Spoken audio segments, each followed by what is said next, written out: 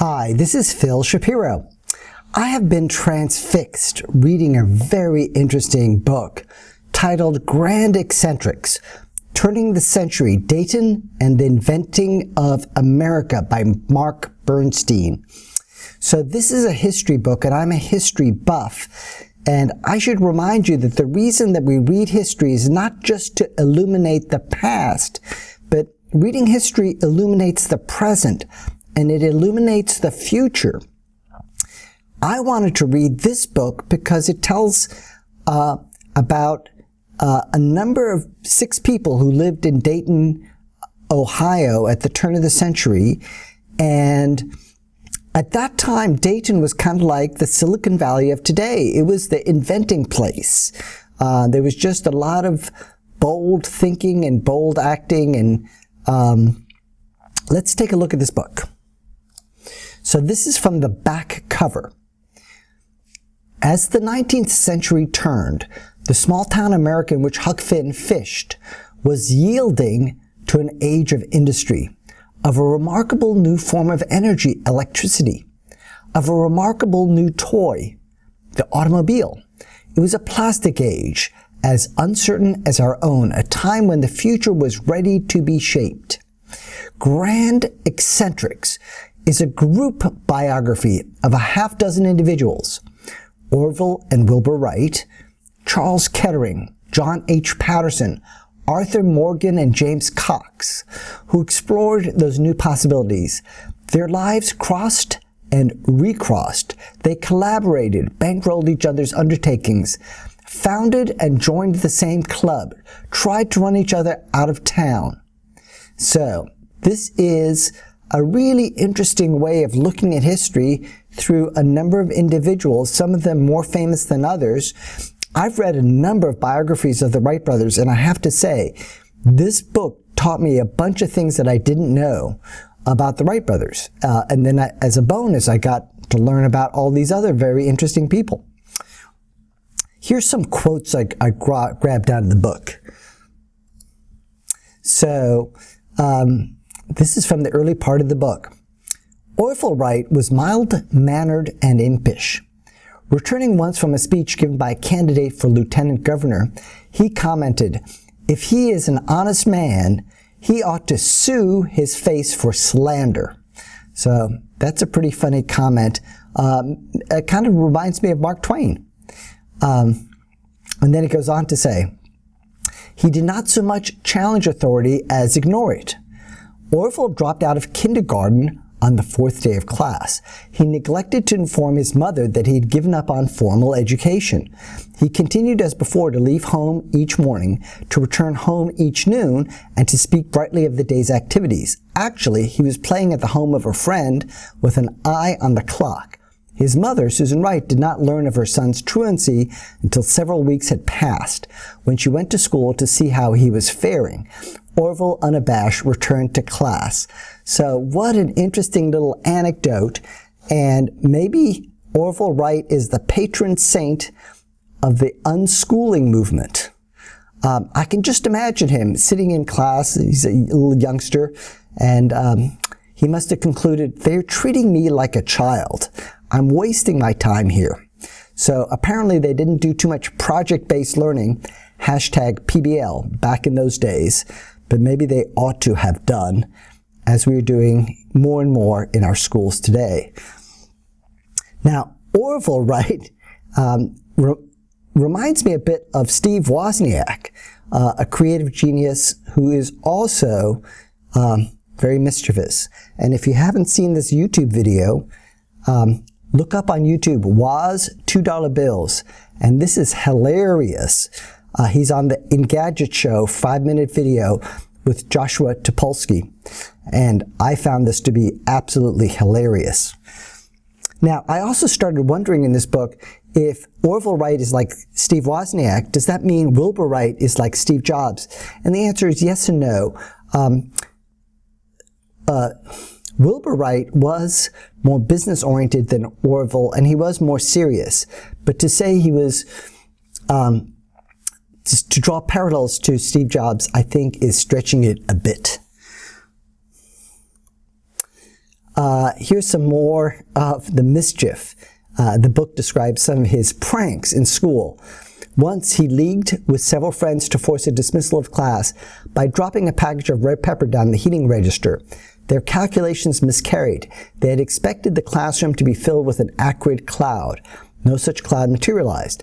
Several days later, when the pepper at last began to burn, the teacher apologized to the class, opened the windows, and continued the lesson while all sat sneezing and wiping their eyes. So here he is, the prankster, Orville Wright, a great gift to America, as is Steve Wozniak.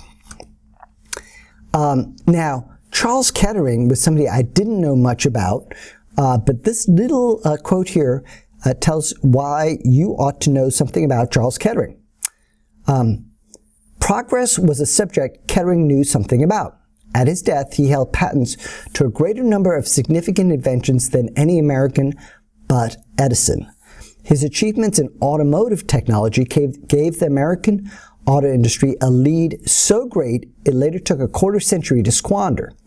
In other fields, he directed development of modern refrigeration and air conditioning and led creation of the lightweight diesel locomotive. And here we come to John H. Patterson, one of the most colorful figures in this whole book, and to call him eccentric is maybe an understatement. But one part of his life that I found very interesting is how he decided to improve the working conditions for his workers at the National Cash Register Company, and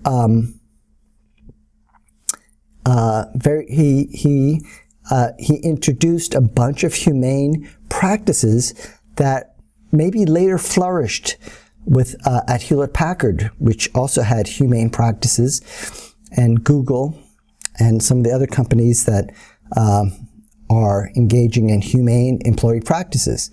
So let's just read a little bit about this. Lockers were set up for all workers. Free showers followed lockers, along with free brushes and combs. Once he spotted a woman worker heating what Patterson took to be a glue pot on a radiator. It seemed he told a subordinate an awkward way to do things. It wasn't glue. He was told she was heating her coffee. Patterson opened up a company cafeteria, serving hot lunches for a nickel. A medical dispensary and a dental unit followed. Now, Patterson was so eccentric that he offered, I think it was 100 acres or more than 100 acres to the city of Dayton for a park, and they refused his offer. So that made me wonder quite a lot. Why would they refuse his offer? It seems like a pretty reasonable offer to have a nice big park with free land donated by philanthropists, but his character was so colorful, maybe they said, let's have nothing to do with this guy and his free land. Of course, he was very insulted when they did not accept his offer of land. Here's another little piece about the Wright brothers that I found very interesting. So they sewed together the wings of their plane. They didn't use any nuts or bolts or screws, and they were in the family parlor. Orville on the floor marking the fabric for cutting. Wilbur at the sewing machine joining the pieces together, and their little sister Catherine. So their little sister Catherine, also called Katie, she was part of the whole project.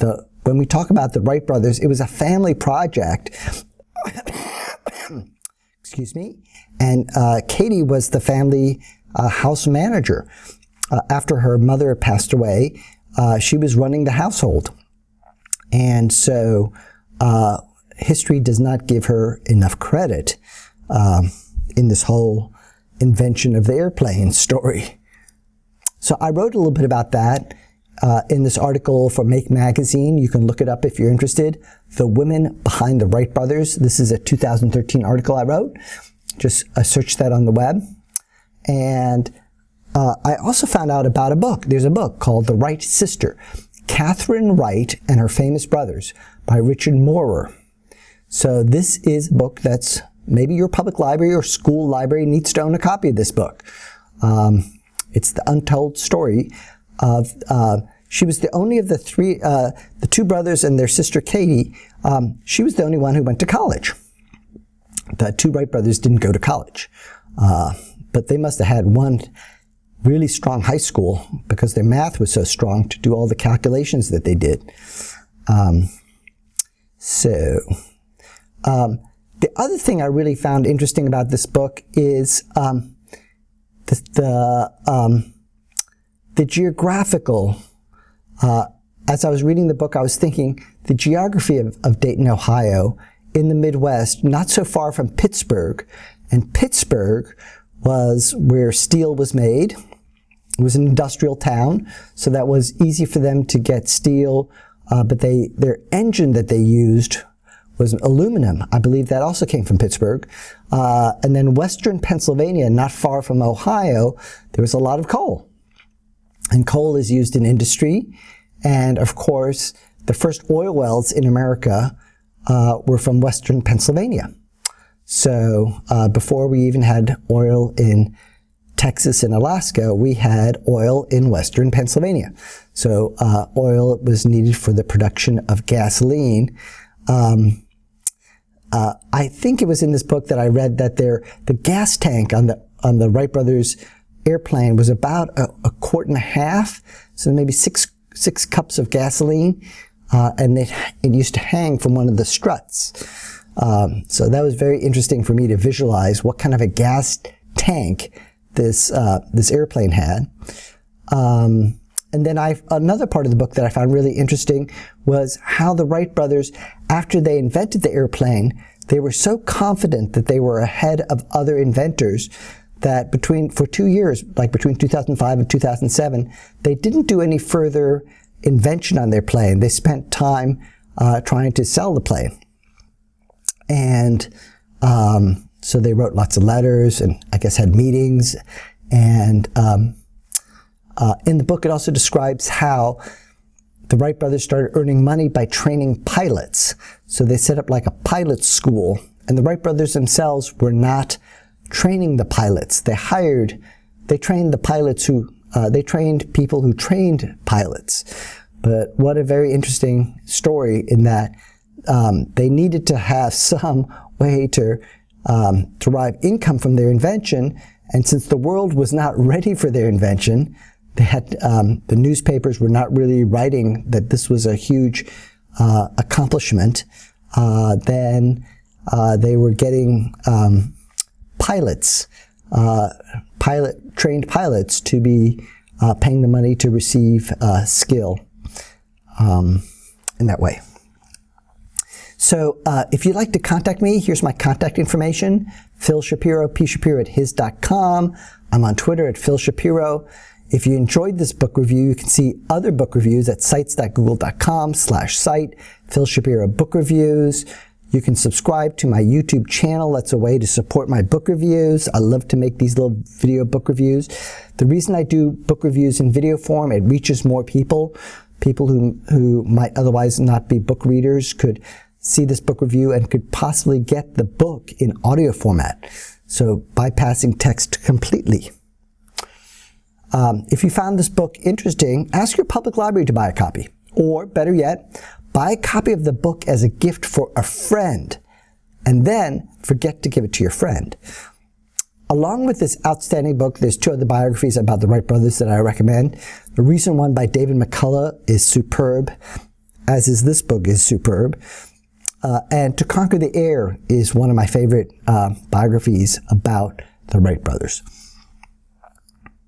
And just in case you're curious, I'm making the screencast on my Linux laptop. I have a Lenovo T410 ThinkPad. I use Linux, the free operating system. I do that on purpose so that other people can also be making this, perhaps even with a donated computer.